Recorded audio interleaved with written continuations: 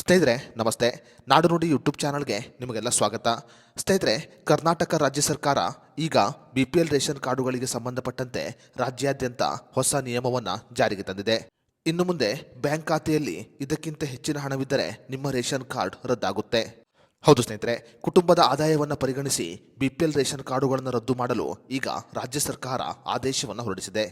ಹಾಗಾದರೆ ಕುಟುಂಬದ ಒಟ್ಟು ಆದಾಯ ಎಷ್ಟಿದ್ದರೆ ಅವರ BPL ರೇಷನ್ ಕಾರ್ಡುಗಳು ರದ್ದಾಗುತ್ತೆ ಮತ್ತು ಈ ಕುರಿತಂತೆ ಕರ್ನಾಟಕ ರಾಜ್ಯ ಸರ್ಕಾರ ಜಾರಿಗೆ ತಂದಿರುವ ನಿಯಮ ಯಾವುದು, ಇವೆಲ್ಲದರ ಬಗ್ಗೆ ಸಂಪೂರ್ಣ ಮಾಹಿತಿಯನ್ನು ಈ ವಿಡಿಯೋದಲ್ಲಿ ನಾವು ನಿಮಗೆ ತಿಳಿಸಿಕೊಡ್ತೀವಿ. ವಿಡಿಯೋ ತುಂಬ ಇನ್ಫಾರ್ಮೇಟಿವ್ ಆಗಿದೆ, ಎಲ್ಲೂ ಸ್ಕಿಪ್ ಮಾಡದೆ ನೋಡಿ. ಹಾಗೂ ಈ ಮಾಹಿತಿಯನ್ನು BPL ರೇಷನ್ ಕಾರ್ಡುಗಳನ್ನು ಹೊಂದಿರುವ ಪ್ರತಿಯೊಬ್ಬರಿಗೂ ಶೇರ್ ಮಾಡಿ.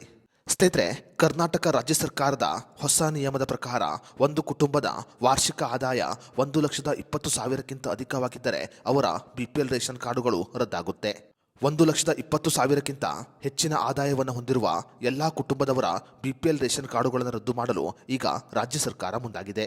ಅದೇ ರೀತಿಯಲ್ಲಿ GST ಪಾವತಿ ಮಾಡುತ್ತಿರುವವರು, ತೆರಿಗೆ ಪಾವತಿ ಮಾಡುತ್ತಿರುವವರು ಮತ್ತು ಹೊರ ರಾಜ್ಯದಲ್ಲಿ ಪಡಿತರ ಚೀಟಿಯನ್ನು ಹೊಂದಿರುವವರು ಮತ್ತು ಕರ್ನಾಟಕದಲ್ಲಿ ಎರಡೆರಡು ಪಡಿತರ ಚೀಟಿಯನ್ನು ಹೊಂದಿರುವವರ BPL ರೇಷನ್ ಕಾರ್ಡುಗಳನ್ನು ರದ್ದು ಮಾಡಲು ಈಗ ಆದೇಶವನ್ನು ಹೊರಡಿಸಲಾಗಿದೆ.